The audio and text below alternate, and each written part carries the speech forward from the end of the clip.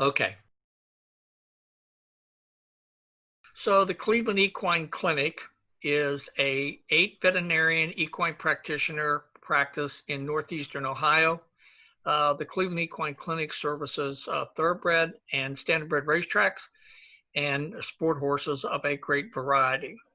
In 2014, I got involved with my introduction to PulpCyte, and in my conversations with the company, we decided to do a field trial of 40 competitive horses, and it eventually came out into 3 groups.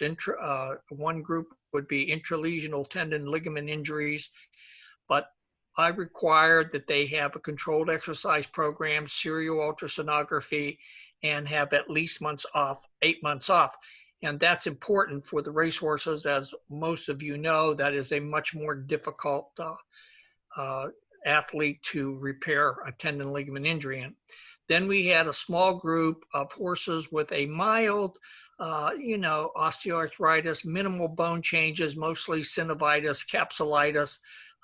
We tried to do fetlock joints or carpal joints, and we had 3 non-race horses in that group. Those horses had to have 4 months time off. We did not want to treat and race next week or treat and go to a show next week, because we were looking at PulpCyte as a reparative, not as a get me by the next competition type of therapy. And then VetGraft requested that we try to see what we could do for these career-ending osteoarthritic horses, horses with chronic ring bone, horse with a chronic OA of the knee, carpal joint.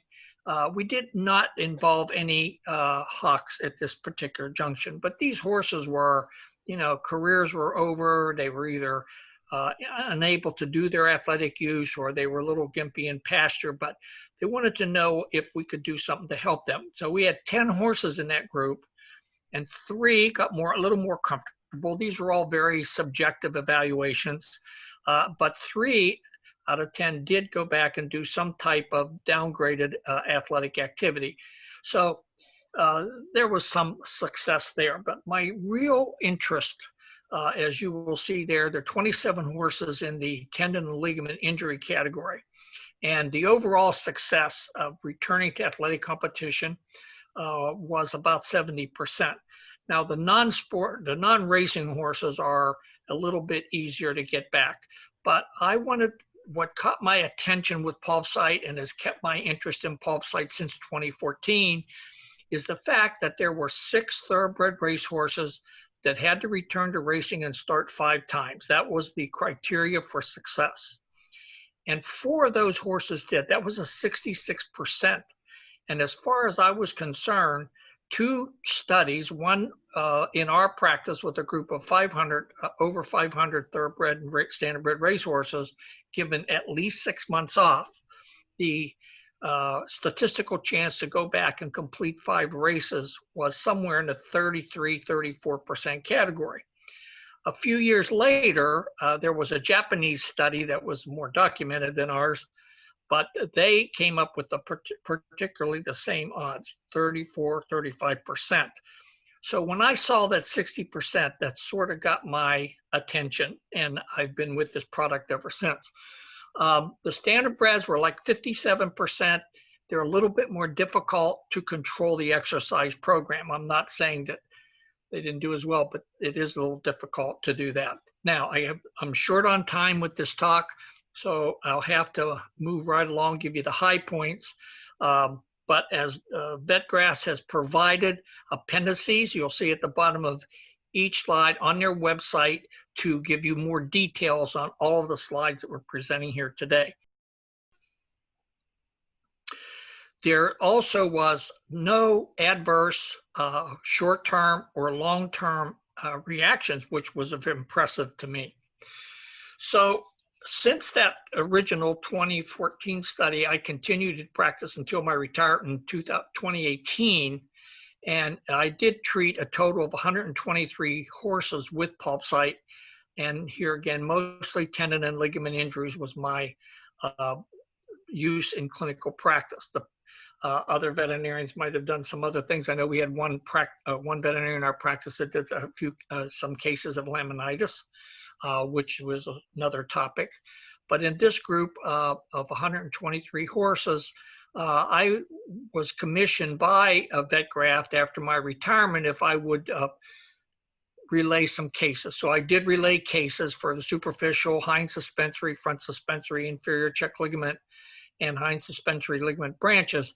And as you can see listed there, if you go to the website under manuscripts, you will see the details. These are the details of the cases as I actually handled them. No window dressing whatsoever. To date, and to this date, 2020, Cleveland Equine Practice veterinarian staff still continues to use PulpCyte in selected cases, and the practice itself is well over 250 cases. And of all those cases, our preliminary study, no report of any adverse reaction, short or long term. And I have some of these horses that are followed out like 5 years. Okay.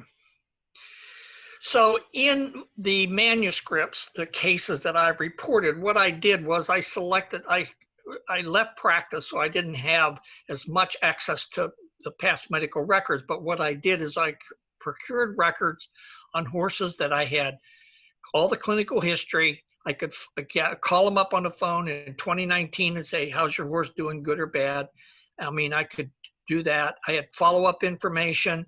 I had ultrasound data, and I used ultrasound data because I felt that one of the long benefits of this particular project would be to find a way to document during rehabilitation parameters that would suggest healing, doing better or not doing better. So I dealt with the surface area, percent lesion, how much of the cross-sectional area is lesion, and then on the long scan, the alignment of the collagen fibers, and more importantly to me is the length of the collagen fibers, which I called Gay scored as a fiber strength score.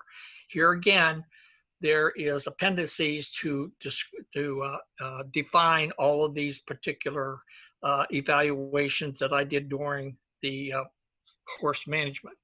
The injection techniques included, the specific injury is outlined, their discipline, exercise, rehabilitation during each visit.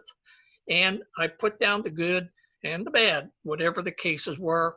And I particularly mentioned some cases in there that I feel that are therapeutic challenges, horses that have complicating metabolic factors such as equine systemic polysaccharide accumulation, which I think is a little bit more prominent in older horses than the average practitioner may know. And the good work of Dr. Halpert at University of Georgia is finally coming up with a test that we could test for this. It doesn't really make any difference in therapy, but it will make a difference in prognosis. I think that has an effect on the repair. But here again, we didn't have any short-term or long-term experiences as far as I was concerned. So I tried to develop in my ultrasonic evaluation along the way, because I would like to see abnormalities before the client does. I attempted to quantitate the progress of repair to objectively evaluate. I called it the sonographic quality of repair. And there were 3 important issues there. One was a stable or decreasing surface area. 2 was an increasing echogenicity, or the converse is a decrease in the percent of total lesion. A decrease in percent total lesion is also increasing echogenicity. On the long axis, we look for longer fibers in the lesion area, and I found that, as it was a later addition to my study, to be a very useful parameter. All of these things are spelled out in the appendix number 2 on the VetGraft website.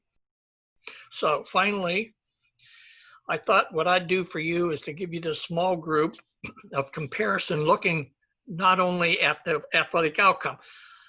I'm not 100% happy with just athletic outcome. I like to know, because I know a lot of horses, as you do, will perform even though they're re-injuring. But anyhow, I chose the inferior check ligament because in these 13 horses that are presented here, or 12 horses, sorry, 13 ligaments that are presented here, they all got back except in the non-PulpCyte treated one horse did relapse. But basically, you know, and I know that the end result for an inferior check ligament is generally fairly good. But I wanted to see the ultrasonographic data, how it progressed between the two. So I had PulpCyte treated 7 horses, 8 ligaments, non-PulpCyte treated 5 horses, 5 ligaments. At the 5-week period with PulpCyte, 7 of the 8 horses showed an improving echogenicity, or conversely, a decreasing percent total lesion. So that was 88%. At 7 weeks, which is 2 additional weeks beyond that, the non-PulpCyte treated horses, the 4 of the 5, once again, 80% showed an improving echogenicity. How much? Well, in the 5-week PulpCyte treated horses, there was an average decrease of 44%. There was a 44% improvement in the lesion. In the non-PulpCyte treated horses, it was about the same, 45. However, that's 2 weeks additional time. So that's 14 more days beyond that. So as far as I'm concerned, the PulpCyte was a little bit advanced. As far as the long fiber on long axis with fiber length, the average fiber length of the healing lesion for the PulpCyte was about 65% of normal. In other words, normal is 100%. If you took a superficial digital flexor tendon and you went down the leg and you picked 8 areas to do a long scan, you would see long fibers on every one of them. It would be 100%. The 7-week period for the non-PulpCyte treated was about 60%, about the same, except 2 more additional weeks' time. The impressive thing for me, and why Cleveland Equine continues to use as much PulpCyte in lesions as they can, at 11 weeks, 8 of the PulpCyte treated ligaments were 100% decreased in lesion. The average percent was about 95%. So that's very few lesion left at that 11-week period. In addition, the fiber strength score, the length of the fibers on long scan, showed improvement, and they were 82% of normal.